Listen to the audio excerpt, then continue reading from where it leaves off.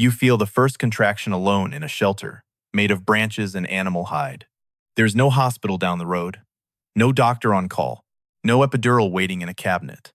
Just your mother, maybe an aunt, and whatever they remember from watching other women go through this before you. For most of human history, this was not a rare emergency. This was simply how every single person who ever lived first arrived. And for tens of thousands of years, it may have been one of the most dangerous things a human being ever did. Why? Let's start with the body itself, because the story begins there, long before anyone is in labor.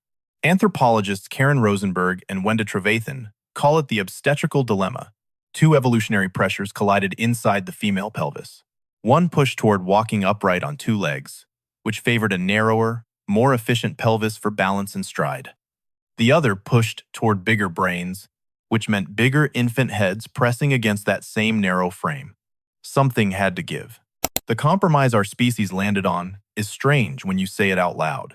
Human babies are born earlier, relative to brain development, than almost any other primate.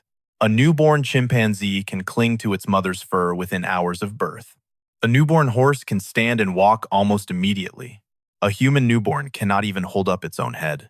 This is the detail that gets me every time. We are, in a very real sense, all born premature. Evolution traded a harder birth and a far more helpless infant for a brain that could keep growing after birth instead of finishing the job beforehand. That trade came at a cost, and the cost was paid during labor, every single time, for every single birth. The human birth canal is not a straight shot.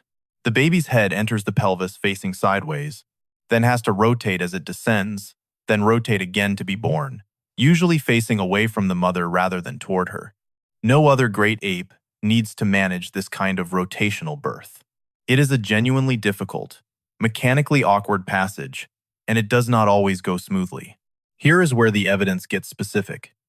Anthropologist Nancy Howell spent years studying the Dobju, Hoanzi, a foraging community in the Kalahari, and published one of the most detailed demographic studies of a hunter-gatherer population in 1979. Her data, along with records gathered from other traditional societies studied since, suggest maternal death was a real and recurring risk across a woman's reproductive life, not a freak accident confined to unlucky individuals. Researchers are still split on exact numbers for deep prehistory, because nobody can interview an Ice Age mother. But the skeletal record offers real, physical clues. Archaeologists have found female skeletons with pelvic damage consistent with obstructed labor, and burials where a woman and a full-term or newborn infant were interred together in a single grave, a pattern that shows up across multiple sites and multiple time periods, from the Upper Paleolithic through the Neolithic. It is not proof of a single cause every time a burial like this is found. It is a pattern too consistent and too geographically spread out to write off as coincidence. Historical records from early modern Europe, kept far more precisely than anything from deep prehistory, back this up in a different way. Before the era of modern obstetric care, something like 1 to 1.5% of births ended in the mother's death. That sounds small until you run the math across an entire reproductive life. A woman having 6 or 7 children, which was common, was rolling those odds again and again, year after year. Across a full lifetime of childbearing, the cumulative risk climbed well into double digits. Now consider Neanderthals, our close evolutionary cousins. Researchers who have reconstructed Neanderthal pelvic anatomy, including a well-studied pelvis from the Kibara cave site in Israel, argue that Neanderthal mothers likely faced a version of this same rotational, effortful birth process, even though their pelvic proportions were not identical to ours. This was not a problem that arrived with modern humans. It appears to reach back through our whole genus. There is also a quieter half of this story, and it belongs here because the two risks were tangled together. Paleodemographers who study skeletal age profiles across ancient cemeteries consistently find a sharp spike in deaths clustered around birth and the first year of life. Some of this reflects fragile newborn physiology on its own. Some of it reflects the same obstructed or prolonged labors that endangered the mother in the first place. A hard birth was rarely a risk to only one person in the room. Cross-cultural anthropological surveys compiled by researchers studying dozens of documented traditional societies forager and farming alike, have found birth attendance by an experienced older woman, sometimes described as a doula or midwife figure in the anthropological literature, to be close to universal. It shows up on nearly every inhabited continent, across societies, with no direct contact with one another, which is exactly the kind of pattern that suggests something deeply rooted rather than a single cultural invention that simply spread outward from one source. When the same solution appears independently, again and again, across unrelated human groups facing the same underlying anatomical problem, that convergence itself becomes a kind of evidence. So, let's reconstruct a scene. You are in labor. It is your third pregnancy. Your first child survived. Your second did not make it through infancy, which was, itself, heartbreakingly common across most of human history, well before modern medicine changed the odds. Now you are squatting or kneeling, because upright positions use gravity and were the default in most documented traditional birth practices around the world. Not lying flat on your back the way hospital birth later standardized. An older woman who has done this many times, maybe more than a dozen times, is pressing on your lower back, murmuring instructions, watching your face, rather than a monitor, because your face is the only monitor she has. There is no clock ticking down a countdown, just breath, sound, and the people in the room reading your body, because they have read other bodies like it before, over years, sometimes decades.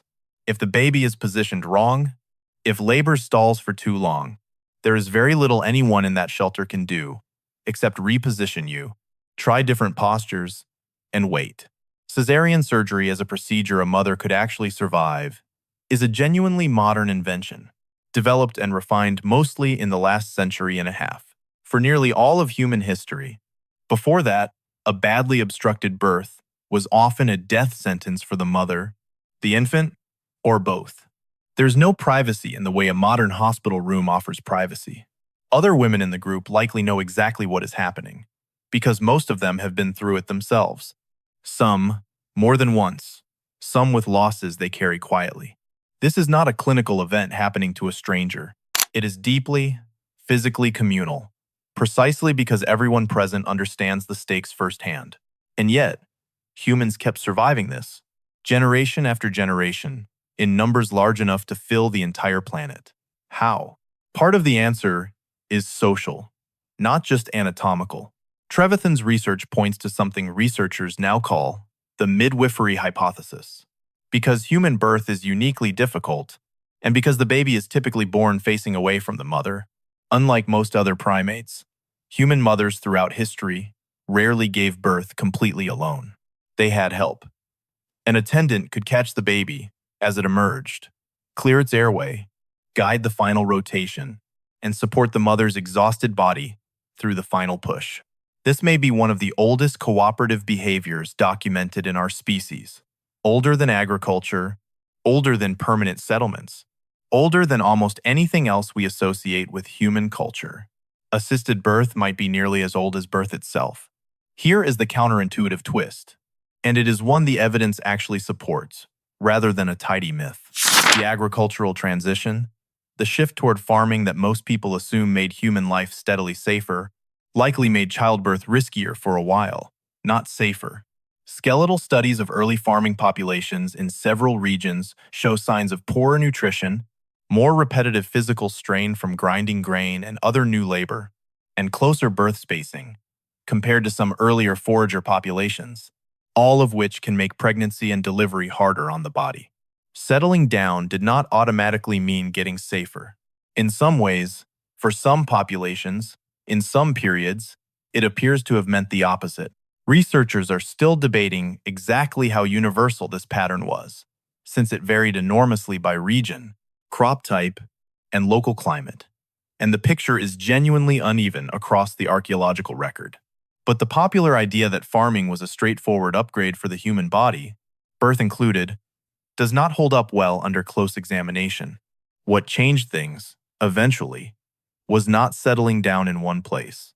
It was specific, hard-won, accumulated medical knowledge arriving very late in the story, understanding of infection and hygiene around birth, instruments and surgical techniques for the rare cases that genuinely needed intervention, prenatal monitoring that could catch problems before labor even began.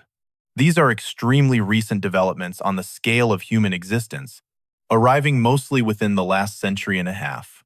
A tiny sliver of time compared to the roughly 300,000 years our species has existed. Global maternal mortality has dropped by a staggering amount since then, in most parts of the world. It still is not zero anywhere, and it remains far higher in some regions than others today, a gap that reflects access to trained care and resources rather than any difference in human biology. The anatomy has not budged an inch. What moved was everything built around it, brick by brick, discovery by discovery, over a handful of generations out of the thousands that came before them. It is worth pausing on how recent that shift really is. If you compress the entire span of our species into a single day, modern obstetric medicine would occupy only the last few seconds before midnight. For nearly the whole day before that, the obstetrical dilemma stood unsolved, managed only through skill, patience, and the presence of someone else in the room. Here is the modern mirror, and I want to be honest about where the parallel actually holds and where it does not, rather than forcing a neater story than the evidence supports. You were built by the same evolutionary compromise every human before you was built by. The same narrow, upright pelvis. The same big-headed, remarkably helpless newborn. The same mechanically awkward, rotating passage into the world. None of that has changed in the time since agriculture, since cities, since anything we would call modern life. What changed is everything surrounding the birth itself. The knowledge, the tools, the trained people ready to intervene. The moment the ancient dilemma does not resolve on its own, the way it usually, but not always, does. None of this is medical advice, and it is not meant to be read as one. It is simply a fact worth sitting with for a moment. Every single person you have ever met, every name in every history book, arrived through this same narrow, difficult, ancient passage, guided by attendants doing more or less the same job for nearly 300,000 years. The obstetrical dilemma was never really solved. It was surrounded, slowly, generation after generation, by better and better support.